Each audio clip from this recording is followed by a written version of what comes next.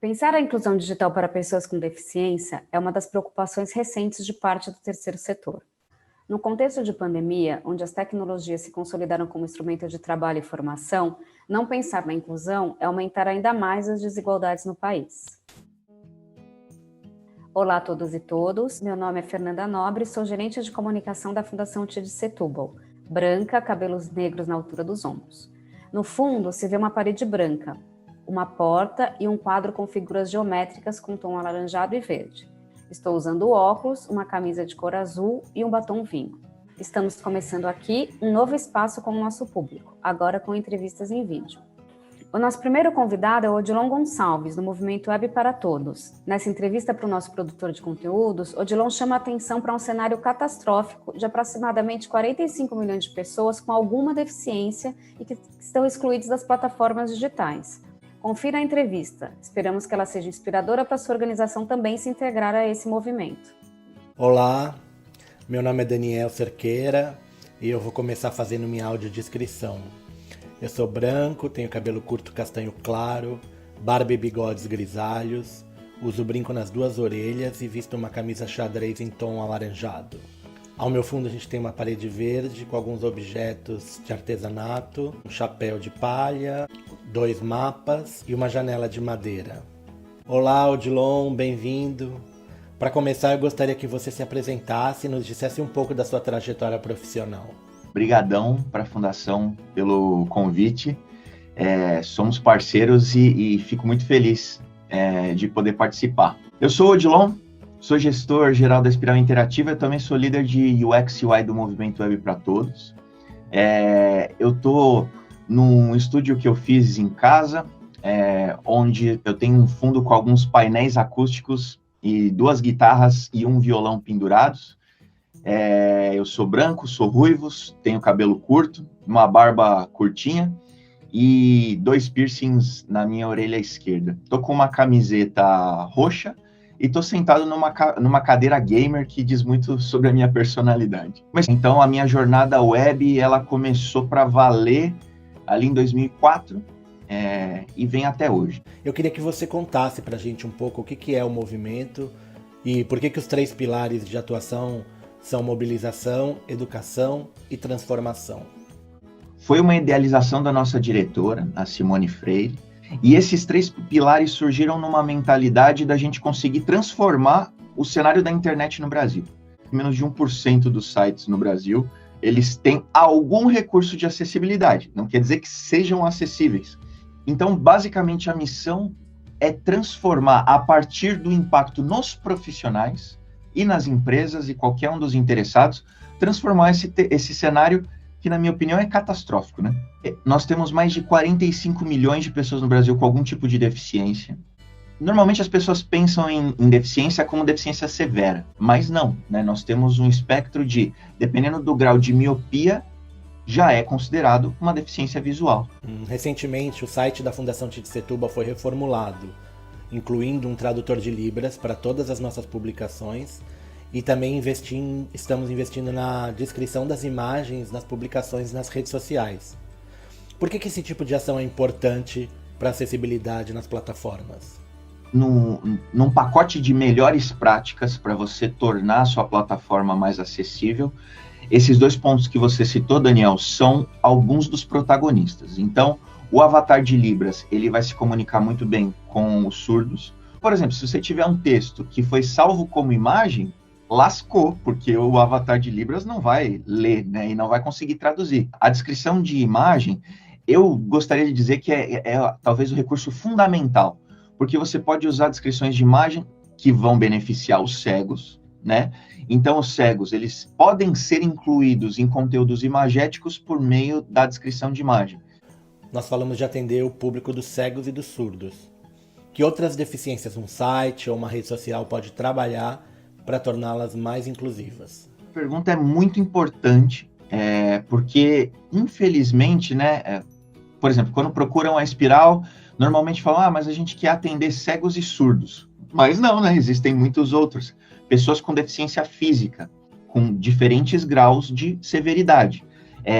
Pessoas com deficiência cognitiva e intelectual, como dislexia, como o autismo. Você falou uma coisa interessante, que é o fato de que quando pensamos na acessibilidade, a ideia não é tornar a plataforma simples na navegação, que seria contra o avanço tecnológico, mas sim criar mecanismos para que outras pessoas acessem, é isso? Muito legal você tocar nesse ponto, porque a gente pode esclarecer então para o seu público. Esse dinamismo, essa fluidez, eu ouço no meu dia a dia muito essa palavra, fluidez. Isso significa normalmente você colocar animações nos componentes, né? Então, em regra geral, animações não são bem-vindas para acessibilidade. Porém, a acessibilidade não é um podador de criatividade. Você não deve criar uma versão de site para pessoa com deficiência, né? Então não é, essa é a versão de cego, essa é a versão de surdo. Você tem uma plataforma só, híbrida, e ela precisa funcionar assim como responsivamente, né, em diferentes dispositivos, ela precisa atender esses múltiplos públicos. Uhum. Como você citou no começo um cenário catastrófico, falando especificamente do terceiro setor, como é que está esse cenário? A lei, né? Então desde 2016 existe a lei, né? A Lei Brasileira da Inclusão. Lá dentro tem um artigo que, em resumo, fala: todo site.br precisa ser acessível. A lei está para todos. No terceiro setor eu nunca encontrei uma resistência. O que eu encontro é falta de braço. Eu diria que ainda é um cenário muito ruim para sites e plataformas do terceiro setor. Só que eu sou confiante de que essa proporção ela vai reduzir mais rápido do que, por exemplo, em e-commerces. O que você recomendaria nesse momento para que fosse iniciado um processo de acessibilidade nas suas plataformas? É muito comum uma ansiedade, né? Eu encontro as equipes bem intencionadas, mas ansiosas, preocupadas com o legado, né? Então, obviamente que não é todo mundo que está construindo um site do zero, como a Fundação TID Setúbal teve a oportunidade, e do zero construir com as melhores práticas de acessibilidade. A maioria já existe, né? Legados, não só da plataforma, mas vídeos, podcasts, ou seja, pensar na acessibilidade também do conteúdo que é aplicado na plataforma. Esse é o ponto que costuma desesperar o pessoal. Então, qual que é a primeira dica? É você não ter medo, estabelecer uma comunicação muito clara com o público do tipo: a acessibilidade está no nosso radar.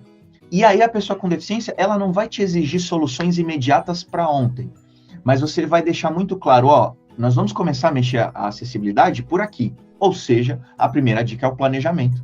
Você fasear uma organização de como você vai atacar a acessibilidade. Em setembro de 2020, a Simone Freire disse numa entrevista para o nosso site que a acessibilidade não beneficia somente as pessoas com deficiência, mas toda a sociedade. Como é que uma pessoa que não tem deficiência pode ser positivamente afetada pela acessibilidade? Uma das regrinhas de acessibilidade são tamanhos de botões. E quando eu falo botões, para mim é o componente mais importante de uma plataforma, é o clique, né? A web é interativa. Existe uma regra que diz que no desktop, né, você tem que ter no mínimo botões de tamanho 24 pixels, largura ou altura. No mobile, 48 pixels. Então, uma forma de beneficiar a todos é você ter botões grandes o suficientes que qualquer pessoa não tenha que mirar nesse botão para acertar o clique. Então, eu penso que essas plataformas elas têm um papel de provocação, de levar informação, conhecimento e estourar essa bolha gigante de uma ignorância que existe na sociedade brasileira. Muito obrigado, Dilon. Eu acho que foi esclarecedora a conversa. Eu gostaria de pedir para quem chegou até aqui que curta o vídeo, comente, compartilhe para a gente levar esse tema para mais gente. E queria saber de você se você tem algo específico a dizer para as organizações sociais ou algum recado final. Meu recado final é agradecer demais. Eu sou um admirador do trabalho da Fundação. Fiquei mega feliz quando o Daniel fez esse convite. Um beijão para todos vocês. E para as organizações, vamos abrir a mente e eliminar preconceitos e paradigmas de que acessibilidade vai tornar os seus produtos feios, de que acessibilidade é caro, que é demorado para ser implementado, que vai ser um bicho de 7 cabeças e que vai deixar todo mundo louco. Não tenham medo. Não pensem assim, tudo ou nada. Não, vocês podem começar de algum jeito. No fim, a acessibilidade é um caminho sem volta.